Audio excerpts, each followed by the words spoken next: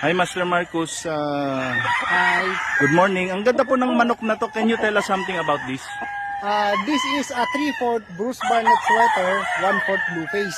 So ito yung mga pinapropagate ko na yung sabi ko nga sa inyo, this tag season, nag-perform ang 6 full brothers, 6 na magkakapatid. Lahat sila lumusot, walang laglag. So pinaparami natin to and sabi ko nga sa inyo, as my way of giving back, I will be sending this sa